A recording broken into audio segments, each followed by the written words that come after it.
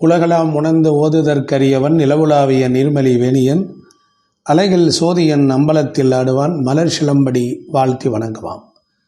வணக்கம் எல்லோருக்கும் என்னுடைய இனிய காலை வணக்கம். ரிஷபராசிக்காரர்கள் வாழ்வில் உயர்வு அடைய, அவர்கள் வெற்றி பெறுவதற்குரிய விதியை மாற்றி அமைக்கக்கூடிய விருச்ச சாஸ்திரம். பொதுவாக ரிஷபராசிக்காரர்கள் பிறப்பு முதல் இறப்பு வரை இப்படித்தான் இருக்கும். அது எப்படி அப்படிங்கிறத நம்ம தெரிஞ்சுக்கிட்டா அதற்கப்புறம் அவர்கள் வாழ்க்கையில் தங்களை விடுவித்துக் கொள்வதற்கு வைத்துக்கொள்ளணும். தர்மத்தையும் சத்தியத்தையும் சொல்லக்கூடியது இயற்கை. அப்போ இயற்கைப்படி ஒருத்தர் குணம் இப்படித்தான் இருக்கும், அவர்கள் இப்படித்தான் நடக்கும். அதிலிருந்து விடுபடுவதற்குரிய வழிகளை குருவின் வழியாக நாம் கேட்டு அறியலாம். அப்போ நம்ம வாழ்க்கையில் யாராவது ஒருத்தராவது நமக்கு ஒரு உதவி செய்ய மாட்டாங்களா, நம்மளை ஒரு மேல்நிலைக்கு தூக்கிட்டு வர மாட்டாங்களா அப்படின்னு எல்லாருக்கும் எதிர்பார்ப்பு இருக்கும். காலமெல்லாம் ரொம்ப கஷ்டத்திலே இருக்கிறோம், நம்ம மேலே வரணும் அப்படின்னு நினைப்பாங்க. நண்பர்களே, நாம் ஒரு பொது நலத்தோடு ஒரு பதிவை வெளியிடுகிறோம். ரிஷபராசி உலகத்தினுடைய ராசியில் 2வது ராசி. அது காலபுருஷனுடைய முகத்தை குறிக்கும். தனம், வாக்கு, குடும்பம், பொருளாதாரம், சம்பாத்தியத்தை குறிக்கும். நீங்கள் எந்த லக்கணமாக இருந்தாலும் ரிஷபத்தில் சந்திரன் இருக்க பெற்றவர்கள் ரிஷபராசிக்காரர்கள். அதில் கிருத்திகை நட்சத்திரம் 3ஆம் பாதம், 4ஆம் பாதம், 2, 3, 4 பாதங்கள். அதற்கப்புறம் ரோகிணி நட்சத்திரம். இந்த ரோகிணி நட்சத்திரம் 1, 2, 3, 4 பாதங்கள் அந்த வீட்டில் இடம்பெறும். அதுபோல் மிருகசீரிஷ நட்சத்திரம் 1, 2. ரிஷபராசியில் பிறந்தவர்களுக்கு குணம், அவங்களுடைய பொருளாதாரம், அதிர்ஷ்டம், வேலை வாய்ப்பு, திருமணம் போன்றவை அவருடைய வாழ்க்கையில் எப்படி இருக்குது என்பதை பற்றி நாம் லேசாக தெரியலாம். இப்போ ரிஷபராசிக்கு அதிபதி சுக்கிரன். கண்டிப்பாக மகாலட்சுமியை வணங்கிக்கிட்டே வரணும். அதே போல் நீர் கடவுளை வணங்கிக்கிட்டே வரணும். இந்த ராசியில் பொறுத்தளவில் இவங்களுடைய தோற்றம் எப்படி இருக்கும் அப்படின்னு கேட்டால் பிறரை கவரும் வண்ணம் இருக்கும். இவர்கள் இயற்கையானவர்கள்.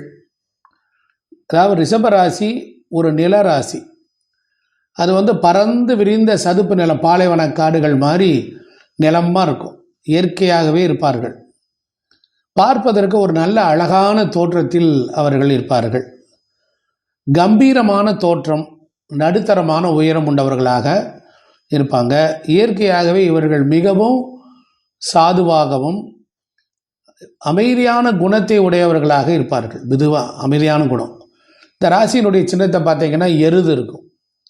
அந்த எருது. அதே போல் இவர்களிடத்தில் சண்டை என்று வந்துவிட்டால் முட்டி விடுவார்கள். இவங்களை வீழ்த்துறது சற்று ரொம்ப கடினமாக இருக்கும். இவங்களை நம்பி எந்த விஷயத்தை ஒப்படைச்சாலும் வாழ்க்கையில் வெற்றி பெறாமல் விடமாட்டாங்க. அதில் ஒரு தனி அக்கறை செலுத்தி பொறுப்பாக இருந்து முடிப்பார்கள். ரிஷபராசியில் பிறந்தவர்களுக்கு சுயநலமாக இருப்பது பிடிக்காது. ரிஷபராசிக்காரர்கள் பழகுவதில் இனிமையான குணம் கொண்டவர்களாக இருப்பார்கள். ஏன்னா காலபுருஷத்துக்கு 2ஆம் இடம் சுக்கிரனுடைய வீடு. சுக்கிரன்னா இனிமைன்னு அர்த்தம். போகம், சந்தோஷம், மகிழ்ச்சி, இப்படி எல்லாம் எடுத்துக்கலாம். அதனால் இவர்களுக்கு அடிக்கடி மாறாமல் ஒரே நிலையாகவே இருக்கவே இவர்கள் ரொம்ப விரும்புவாங்க. இவர்கள் கற்பனை கோட்டை கட்டி அதில் வாழ்ந்து மகிழ மாட்டார்கள். அவங்களுக்கு அதெல்லாம் வராது. இவங்க வாழ்க்கையில் எவ்வளவு பிரச்சனை வந்தாலும், ரிஷபராசிக்காரர்களுக்கு வாழ்க்கையில் எவ்வளோ பிரச்சனை வந்தாலும் அதை கண்டு தயங்காமல் அதனை எதிர்த்து போராடும் தன்மை கொண்டவர்களாக இருப்பாங்க. இவங்க எப்போவுமே இவங்களுடைய முகத்தில் சிக்கனமாகவும் இருப்பாங்க. கண்களில் ஒரு அன்பு இருக்கும். அழகாக சிரிப்பார்கள். நல்ல சிரித்த முகத்தோடு இருப்பார்கள். நண்பர்களோடு நெருங்கி பேசினாலும் ஓரளவு ரகசியத்தை மனதிலேயே வைத்து கொள்வார்கள். இந்த ரிஷபராசினருக்கு காதலில் கைதேர்ந்தவர்களாக இருப்பார்கள். சுக்கிரன்னா வசீகரம்னு அர்த்தம். அதனால் பெண்கள் விஷயத்தில் காதலில் விழ வைப்பதில் கில்லாடியாக இருப்பாங்க. இவங்களுடைய காதல் உண்மையானதாகவும் தூய்மையானதாகவும் இருக்கும். தாம்பத்தியத்தில் அதிக ஆர்வம் இருக்கும். திருமண வாழ்க்கைன்னு எடுத்துக்கிட்டிங்கன்னா ரிஷபராசிக்காரர்கள் திருமண வாழ்க்கையில் மிகவும் அக்கறையாக இருப்பார்கள். திருமண வாழ்க்கையை தம்பதியர் ஒற்றுமையுடனும் அதே நேரம் அன்புடனும் பழகி மன வாழ்க்கையை அனுபவிப்பாங்க. இந்த ராசிக்காரர்களுக்கு கன்னி ராசியிலோ மகர ராசியிலோ பிறந்தவர்கள் ஜோடி சேர்ந்தால் மிகவும் பொருத்தமாக இருக்கும். சிம்மம் கும்பராசிகள் பிறந்தவர்களை சேராமல் இருப்பது நல்லது. ரிஷபராசி குணங்களில் அவங்க குடும்பத்தில் எப்படி இருப்பாங்க அப்படின்னா, நல்ல தாய் தந்தை இருப்பார்கள். குழந்தைகள் மனதில் நிறைந்த அன்பும் தைரியமும் அவங்கள்ட்ட உண்டு. ரிஷபராசி கன்னி பெண்களுக்கு சுகம் நிறைந்திருக்கும். ரிஷபராசிக்காரர்கள் மற்றவர்களின் பேச்சில் மயங்காதவர்கள். அவரின் சந்தோஷத்தில் மற்றவரையும் சந்தோஷமாக வைப்பார். இவர் பேசுனாங்கன்னு எல்லாரும் கூர்ந்து கவனிப்பாங்க. இந்த ராசிக்காரர்கள் உயர்வுக்கு குடும்பம் மற்றும் நண்பர்கள் உறுதுணையாக இருப்பாங்க. குடும்பத்தை பற்றி யோசனை செய்து அதற்கான ஒரு தீர்வு எடுப்பாங்க. அதே போல் ராசிக்காரர்கள் அதிர்ஷ்ட நாள் எடுத்துக்கிட்டிங்கன்னா சனி மற்றும் புதன்கிழமை உன்னதமான நாட்களாக இருக்கும். இந்த காரியத்தில் எந்த காரியத்தை செய்தாலும் வெற்றி உண்டாகும். பொதுவாக சிறு வயதிலேயே குடும்ப பொறுப்பை சுமந்து ஆரம்பித்துடுவாங்க. அதனால் அவங்க குடும்பத்தினர் இவங்க மேலே ரொம்ப மரியாதையாக இருப்பாங்க. சின்ன அளவில் தொழில் ஆரம்பித்தாலும் அதை நேர்மையாக பணத்துக்காக தரம் குறைந்த பொருட்களை விற்க மாட்டாங்க. ஏஜென்ட்டு, ரியல் எஸ்டேட்டு, இப்படி ஏன்னா மண்ராசி, அதனால் நகைக்கடை, ஷேர் புரோக்கர், ஃபினான்ஸு இது போன்ற தொழில்கள் இவங்களுக்கு அமையும். சுக்கிரன் நவரத்ன மற்றும் ஜவுளிகளுக்கு அதிபதியாக இருக்கார். அதனால் மார்க்கெட்டிங், சேல்ஸு, ரெப்ரசன்டேட்டிவ் போன்ற அலைச்சலும் வளவளவென்று பேசும் வேலைக்கு இவர்கள் செல்ல மாட்டார்கள். எப்போதும் இவரிடம் யாருடைய பணமாவது இருந்துக்கிட்டே இருக்கும். நம்பி கொடுத்து வச்சா திருப்பி கொடுத்துருவாங்க. கடன் வாங்கின விஷயத்தில் யாரையும் ஏமாற்ற மாட்டாங்க. பணத்தை எண்ணிக்கொண்டு இருக்கும் வேலையே இவர்களுக்கு பெரும்பாலும் அமையும். உட்கார்ந்த இடத்தில் இருந்தே இவர்கள் நல்ல லாபம் பார்ப்பாங்க.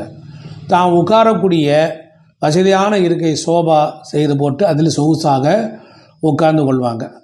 அங்கிருந்தபடி வேலை செய்து பணம் சம்பாதிப்பாங்க. மெல்ல மெல்ல தொழிலில் முன்னேறி வருவார்கள். அதேனால அவர்கள் வளர்ச்சி ஸ்டெடியாக இருக்கும். பெரும்பாலும் ரிஷபராசியினர் வாழ்வில் அதிக மேடு பள்ளங்களை சந்திப்பதற்கு வாய்ப்பில்லை. எதற்கும் பதட்டப்பட மாட்டார்கள். நிதானமாக யோசித்து செயல்பட வெற்றி காண்பார்கள். அதனால் இவர்களுடைய வாழ்க்கையில் இப்போ நம்ம இவ்வளோ விஷயங்கள்லாம் சொல்லி வந்திருக்கிறோம். இந்த விஷயத்தில் பொறுத்தளவில் வேறு ஏதேனும் குறைகள் இருந்தால், இதில் அவர்கள் வெற்றி பெற முடியாமல் போனால், அப்பொழுது தான் நான் சொல்கிற பரிகாரத்தை நீங்கள் எடுத்துக்கொள்ளணும். அப்போ இவங்க ராசிக்கு சுக்கிரன். இப்போ இவங்க ராசி அதிபதியோ இல்லை ரிஷப லக்னத்திற்கு அதிபதியோ அவர்கள் வக்கரமான காலத்தில் பிறந்திருந்தால், இல்லைன்னா இந்த சுக்கிரன் பாவ கிரகங்களோடு சேர்ந்திருந்தால், இல்லை அது நீச்சமாக இருக்குதுன்னு வச்சுக்கோங்க, சுக்கிரதிசை நடக்கிற காலத்தினால இவங்க குடும்பத்தில் பெண்களால் அவமானம் ஏற்படும். அதனால் இந்த வீடியோ பார்த்துக்கிட்டே வாங்க. இதுக்குரிய மரப்பரிகாரங்கள்லாம் நான் சொல்லுவேன். அதுபோல் சில பேருக்கு நிச்சயித்த திருமணங்கள்லாம் தடைபடும். அந்த கிரகம் கெட்டு இருந்தால் சிறுநீரக கோளாறுகள்லாம் வர்றதுக்கூடிய வாய்ப்புகள்லாம் இருக்குது. அதனால் அவங்க உணவு விஷயத்துலேயும் பாலியல் விஷயத்துலேயும் ரொம்ப கவனமாக இருக்கணும். சிறுநீரகத்தில் வலது பக்கத்தில் அதிக துன்பம் ஏற்படும். மூளை நரம்பு சம்மந்தப்பட்ட வியாதிகள்லாம் வரும். அதே போல் ஒரு சில பேருக்கு வலிப்பு, பக்கவாதங்கள் இவையெல்லாம் வர்றதுக்கு வாய்ப்பு உண்டு. அதனால் சில பேருக்கு இந்த வைர வியாபாரம் செஞ்சு நஷ்டம் ஏற்பட வாய்ப்பு உண்டு.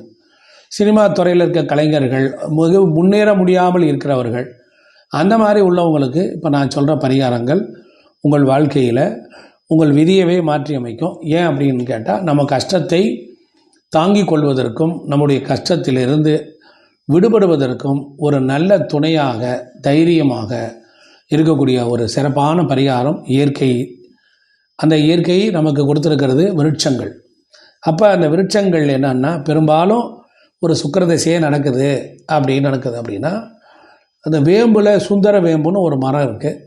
அந்த வேம்பு மரத்துக்கு வியாழக்கிழமை அன்னைக்கு இரவு மொச்சை தானியத்தை ஒரு கைப்பிடி அளவுக்கு எடுத்து ஒரு 2 லிட்டர் 3 லிட்டர் தண்ணீரில் ஊற வைத்து அந்த நீரை கொண்டு போய் அடுத்த நாள் காலை வெள்ளிக்கிழமை அன்னைக்கு வேம்பு மரத்துக்கு அடியில் கொண்டு போய் விட்டுட்டு வந்தீங்கன்னா அதோட பாவம் போகும். அப்படி இல்லை அப்படின்னா, அரசாங்க வேலையில் இருக்கிறவங்க, சொந்தமாக தொழில் செய்கிறவங்க மருத மரத்துக்கு கொண்டுட்டு போய் விட்டுட்டு வர நன்மை உண்டாகும். அதே போல் என்ன ஆகும்னா, உணவு சம்மந்தப்பட்ட தொழில் செய்கிறவங்களா நீங்கள் இருந்தீங்கன்னா நெல் தானியத்தை ஊற வச்சு அதை திங்கட்கிழமை அன்னைக்கு சிறுநாகப்பூ மரத்துக்கு கொண்டு போய் விட நன்மை உண்டாகும். அதே போல் மிலிட்ரி, இராணுவம், போலீஸு, யூனிஃபார்ம் சம்மந்தப்பட்ட துறைகளில் நீங்கள் இருக்கீங்கன்னு வச்சுக்கோங்களேன். அவங்க எல்லாரும் என்னன்னா செவ்வாய்க்கிழமை அன்னைக்கு துவரை தானியத்தை ஊற வைத்த நீரை சிறு நாகலிங்க மரத்துக்கு கொண்டு போய் அந்த நீரை விட கண்டிப்பாக நன்மை உண்டாகும். அதே போல் வெளிநாட்டில் இருக்கக்கூடியவங்க, ஏற்றுமதி இறக்குமதி தொழில் பண்ணுறவங்க, அவங்களும் உளுந்து தானியத்தை செவ்வாய்க்கிழமை அன்று ஊற வைத்து மகிழ மரத்துக்கு கொண்டுட்டு போய் விட நன்மை உண்டாகும். அதே போல் டீச்சர்ஸ், வாத்தியார், ஆசிரியர்கள், ப்ரொஃபஸர்ஸு, மத குருமார்கள், ஆன்மீகவாதிகள், இது மாதிரி உள்ளவங்க எல்லாரும் இந்த தொழில் செய்கிறவங்களாக இருந்தால் அவங்கள குடும்பத்தில் பிரச்சனை வந்தால் வியாழக்கிழமை அன்னைக்கு சுண்டல் கடலையை நீரில் ஊற வைத்து ஓதிய மரம் அப்படின்னு ஒரு மரம் இருக்குது, அந்த மரத்துக்கு கொண்டுட்டு போய் அந்த ஊற வைத்த நீரை விடலாம். அந்த தானியங்களை ஃபுல்லாகவே நீங்கள் என்ன செய்யலாம், அதை நீங்கள் காக்கைக்கு உணவாக கொடுக்கலாம், கோழிகளுக்கு கொடுக்கலாம், பசுமாட்டுக்கு கொடுக்கலாம். சரி, இப்போ இவங்களுடைய நட்சத்திரம்னு ஒன்று இருக்கும்ல. இப்போ கிருத்திகை நட்சத்திரம், கிருத்திகை நட்சத்திரத்துக்கு பொறுத்தல 2, 3, 4 பாதங்கள் அப்படின்னா 2ஆம் பாதம் மணிப்புங்கு, 3ஆம் பாதம் வெண்தேக்கு, 4ஆம் பாதம் நரிவேங்கை அப்படின்னு ஒரு மரம். அதை வாங்கி நீங்கள் வீடுகளில் நட்டு வளர்த்து வரலாம். உங்கள் நட்சத்திரத்தில் பிறந்தவர்களுக்கு நட்சத்திர தோஷம், நட்சத்திரத்தினால் கிடைக்க வேண்டிய நன்மைகள் எல்லாம் அந்த மரமே ஆகாயத்திலிருந்து சக்தியை வாங்கி உங்களுக்கு கொடுக்கும். மிருகசீரிஷ ரோகிணி நட்சத்திரத்தில் உள்ளவங்க முதல் பாதம் உள்ளவர்கள் நாவல் மரம், 2வது பாதம் சிவப்பு மந்தாரை, 3ஆம் பாதம் மந்தாரை, 4ஆம் பாதம் நாகலிங்க மரம். அதே போல் மிருகசீரிஷம் 1, 2 மரம், 1ஆம் பாதம் 2ஆம் பாதம், 1ஆம் பாதம் கருங்காலி, 2ஆம் பாதம் ஆச்சாமரம். நேயர்களே, இந்த வீடியோவில் விதியை மாற்றி அமைக்கக்கூடிய விஷயங்கள். ரிஷபராசியை பற்றி தெரிஞ்சுக்கிட்டோம். இதில் குடும்பத்திலேயோ வேறு எதில் எந்த ப்ராப்ளம் வந்தாலும் அவர்கள் வாழ்க்கையில் மரங்களின் மூலமாகவே சில பரிகாரங்களை நாம் செய்து கொள்ள முடியும். அதே மாதிரி நமக்கு வரக்கூடிய பெரிய துன்பங்களை எல்லாம் போக்கக்கூடிய ஆற்றலும் உண்டு. இப்போ ஜாதகத்தில் பொறுத்தளவில் சுக்கிரன் அப்படின்னுங்கிற ஒரு இது இருக்குது அப்படின்னா அவங்க என்ன செய்யலாம் அப்படின்னு கேட்டிங்கன்னா, அவங்க அந்த தோஷத்தை போக்கலாம். பல லட்சம் செலவழித்து பார்க்கணுங்கிற அவசியம் இல்லை. அதுக்கு அவங்களுக்கு எளிமையான முறையில் கூட அது போக்குறதுக்குரிய வழிமுறைகளை இறைவன் கொடுத்துருக்கிறான். அதனால் ஒவ்வொரு மரமும் ஒவ்வொரு ஞானிகளையும் காப்பாற்றியிருக்கு. அதனால் அதற்குரிய விஷயங்களை நீங்கள் செய்து வெற்றிகளை பெறலாம். பொதுவாக ராசிகளுக்கு பொறுத்தளவில் உரிய மரங்களும் உண்டு. அதனால் இந்த ராசிகள் நமக்கு ராசியில் ஒரு கெட்ட கிரகம் இருக்குது, நம்ம ராசிகளுக்குரிய கிரகம் மாரகாதிபதி திசையில் இருக்குது, மாரகாதிபதி ஆயிடுச்சு, பாரகாதிபதி வீட்டில் இருக்குது அப்படின்னு ரொம்ப டெப்த்தாக உள்ளே போகக்கூடியவங்க இவங்க ரிஷபராசி. வைகாசி மாதத்தில் இவங்க அந்த வைகாசி மாதம் இவங்க என்ன செய்யணும், அதற்குரிய மரங்கள் அந்த தெய்வங்களை வழிபட்டாலே சரியாயிடும். இவங்க திருக்கடையூர் போயிட்டு வந்தாலே வாழ்க்கையில் மாற்றம் உண்டாகும். அதே போல் இவங்க அபிலாசைகள் நிறைவேற பர்வதவர்த்தினி அம்பாளை வணங்கி வழிபட சகல சௌபாகியங்களை பெறலாம். நேயர்களே, இந்த வீடியோ பிடிச்சிருந்தா லைக் பண்ணுங்கள், ஷேர் பண்ணுங்கள், சப்ஸ்கிரைப் பண்ணுங்கள். மீண்டும் ஒரு அடுத்த இதில் உங்களை சந்திக்கிறேன். நன்றி, வணக்கம். திருச்சிற்றம்பலம்.